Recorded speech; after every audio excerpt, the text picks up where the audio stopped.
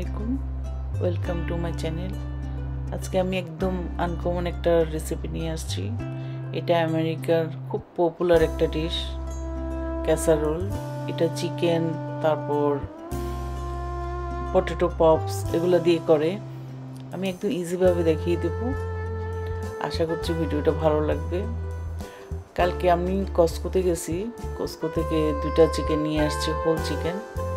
একটা সাথে সাথেই খাওয়া হয়ে গেছে, আরেকটা বাসায় ছিল, তো ওইটা দিয়ে আজকে এই ডিশটা আমি করছি। আপনারা ঘরে চিকেন ব্রেস্ট বা যে কোনো কিছু দিয়ে করতে পারবেন, তবে আমি আজকে ওই চিকেনটা দিয়ে করছি। আর খেতে কিন্তু খুবই মজা। দেখেন, আমি দেখিয়ে দিচ্ছি পুরোটা। এই যে এই চিকেনটা আমি নিয়ে আসছিলাম। এখন চিকেনটাকে আমি একটু শেরেড করে নিব।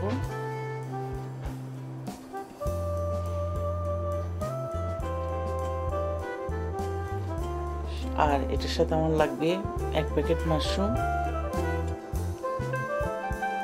তারপর প্রথমে মাশরুমগুলো কেটে নিব। আর কিছু রসুন লাগবে, তারপর কিছু পেঁয়াজও লাগবে, একটা পেঁয়াজ লাগবে।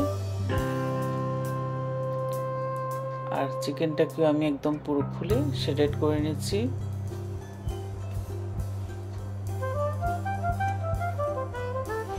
তারপর প্রথমে একটা প্যান বসাই দেব। প্যানের মধ্যে আমি 1 টেবিল চামচ বাটার দিয়ে দিলাম। আপনারা চাইলে তেল দিয়েও করতে পারবেন। দিয়ে দিচ্ছি একটা পেঁয়াজ, একটু রসুনকে কুচি করে দিয়ে দিচ্ছি। আবার এমনি একটু পেস্ট, রসুনের পেস্টও দিয়ে দিছি, খুবই অল্প, 1/2 চামচের মতো। যেহেতু চিকেনটা কুক, আমি অত স্পাইস ইউজ করবো না। তারপর দিয়ে দিলাম মাশরুমটা।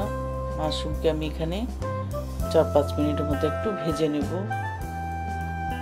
মোটামুটি যখন সফট হয়ে আসবে, এখন আমি অল্প একটু স্পাইস ইউজ করব।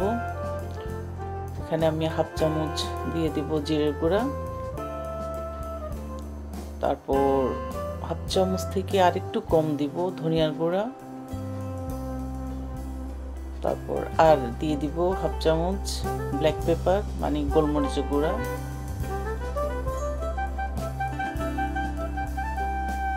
তারপর একটু স্বাদ অনুযায়ী সল্ট দিব, বাস। এরপর নেড়েচেড়ে যখন আর একটু সফট হয়ে আসবে, তারপর এখন আমি এখানে ইউজ করব আজকে এই যে চিকেনগুলো আমার শেডেড হয়ে গেছে। আমি এখানে আজকে ইউজ করব ডাবল ক্রিম থিকটা, যেটা একদম ঠিক, ওই ডাবল ক্রিমটা। ওখান থেকে এখন 2 টেবিল চামচ ডাবল ক্রিম দিয়ে দিব। আপনারা চাইলে এটা ডাবল ক্রিম না থাকলে দুধ দিয়ে করতে পারবেন। আমি এখানে দুধই ইউজ করব। আমি 2 টেবিল চামচ দিয়ে আর বাকি 1 কাপের মতো এখন দুধ দিয়ে দিব। দুধ দিয়ে বাস আমি নেড়ে চেড়ে এখন এটাকে একটু রান্না করে নিব। যখন ভালো করে ফুটে আসবে, তারপর এখন আমি দিয়ে দিব চিকেনটা। পুরো চিকেনটাকে দিয়ে এটার উপরে আমি চিকেন সহ রান্না করে নেব।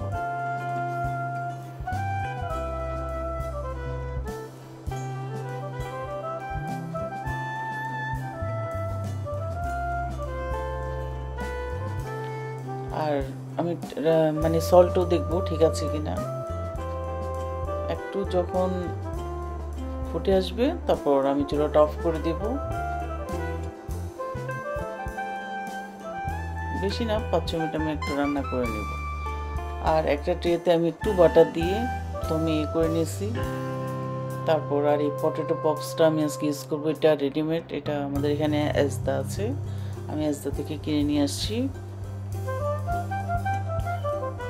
প্রথমে কিছু আমি নিচে বিছিয়ে দিলাম। তারপর এখন চিকেনটা দিয়ে দিব।